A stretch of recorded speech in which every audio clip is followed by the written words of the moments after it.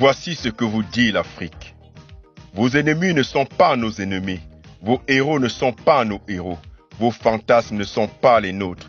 Et nous n'avons pas à subir les dommages collatéraux de votre bêtise. Vous avez promis de punir les pays et leaders africains qui s'engagent avec la Russie dans différentes formes de partenariat.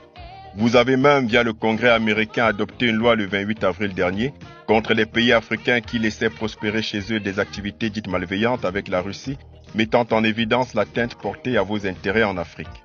Comme si l'Afrique qui aspire à son autodétermination devait vous demander la permission avant de prendre des décisions. Réveillez-vous, chers Occidentaux. L'Afrique n'entend plus se soumettre à votre diktat. Vous persistez dans l'illusion que l'avenir du monde se résume à vos fantasmes. Vous confondez vos idéaux de société en l'idéal de l'humanité. Vos obsessions capitalistes vous font mépriser la vie et les droits humains, vous qui prétendez donner en la matière des leçons à la planète entière. Chers Occidentaux, vous avez manifestement perdu la raison, si tant est que vous l'ayez jamais eue. Réinventez-vous un modèle autre que celui de la rapine, du viol, de la violence, du meurtre, de la spoliation et du mensonge, ou alors crevez. Car l'Afrique ne vous servira plus jamais de cobaye, de champ d'expérimentation ou de stock de matières premières. L'Afrique du 21e siècle n'est pas celle du 15e siècle, de la conférence de Berlin ou des années 1960. Voici des millénaires que vous piétinez notre dignité. Les peuples africains vous expriment leur ras-le-bol et vous emmerdent. La Russie n'est pas notre ennemi. La Russie ne nous a jamais esclavagisés ni colonisés pour nous piller. La Russie n'a jamais assassiné nos leaders politiques qui combattaient pour la souveraineté de leur peuple. La Russie ne nous a pas mutilés pour nous imposer sa culture et nous exploiter. La Russie ne nous a pas violentés pour imposer sa religion et nous asservir. La Russie ne nous a jamais imposé de système politique pour nous manipuler. La Russie ne s'est jamais ingérée dans nos affaires internes pour nous phagocyter. Nos objets cultuels et culturels pillés pendant la colonisation ne se trouvent pas dans les musées russes. Le franc CFA qui asphyxie nos économies depuis 1945 n'a pas pour responsable la Russie. Ce ne sont pas les Russes qui ont déstabilisé la Libye, l'Afghanistan, la Syrie, le Yémen, l'Éthiopie, le Soudan ni le Mali. Ce ne sont pas les Russes qui asservissent le monde par le mécanisme pernicieux de la dette. Ce ne sont pas les Russes qui polluent le plus la planète pour accélérer le réchauffement climatique. Ce ne sont pas les Russes qui ont des projets de dépopulation de l'Afrique par tous les subterfuges machiavéliques. Ce ne sont pas non plus les Russes qui plébiscitent l'homosexualité et la transsexualité pour combattre la famille traditionnelle et les codes et valeurs originelles de nos sociétés. Chers Occidentaux, vos héros ne sont pas nos héros. Vos modèles ne sont pas les nôtres.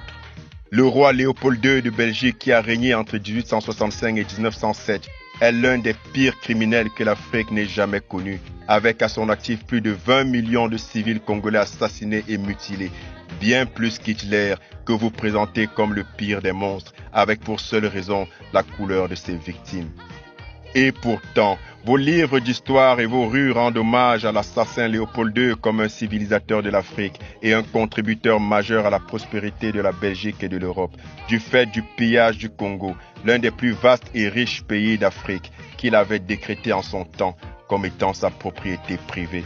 Charles de Gaulle, que vous considérez comme le héros de la France, ne peut bénéficier d'aucun autre attribut en Afrique que celui de criminel, au regard de la multitude de ses œuvres macabres, dont des millions de victimes au Cameroun, en Algérie et partout en Afrique. Au XIXe siècle, le docteur américain James Marion Sims a pratiqué des expériences chirurgicales sans anesthésie sur des centaines de femmes noires qui lui ont servi de cobayes humains. Pourtant, votre histoire retient qu'il est le père de la gynécologie moderne et une statue en sa mémoire trône à New York.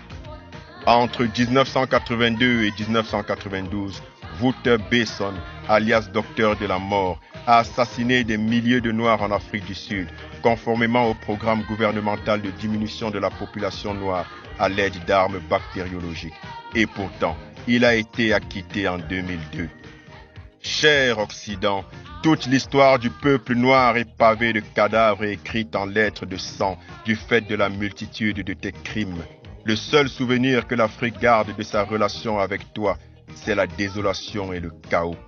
Cher Occident, tes lois, tes intimidations, tes manigances et tes compassions pour garder l'Afrique dans ton carcan hégémonique ne peuvent plus prospérer. Tes promesses d'aide, d'assistance, de droits de l'homme et de démocratie, tu peux les remballer. Ta face hideuse ne peut plus être tolérée en Afrique. Le divorce est consommé, le mariage était forcé. Pour l'Afrique, tu es son pire cauchemar. L'Afrique n'a pas à demander la permission de l'Occident pour choisir ses partenaires. Quand on est dans une relation où on vous ment, vous viole, vous humilie en permanence et sans interruption depuis le début, il faut partir en courant, car rien ne peut être pire. La Russie n'est pas la panacée pour l'Afrique, mais la bouée de sauvetage qui permet de passer de l'autre côté de la rive, loin des vautours, des crocodiles et des vampires. Cher Occident, c'est dans ton intérêt ultime d'entendre les aspirations des peuples africains à s'affranchir de ton joug. Mais si tu t'entêtes dans tes méthodes éculées, les populations africaines prendront leurs responsabilités, aussi bien à ton endroit qu'à celui de tes valets de l'intérieur. À bon entendeur, salut. C'était les chroniques de Paul Ella, analyste financier et géostratège. Bonne écoute.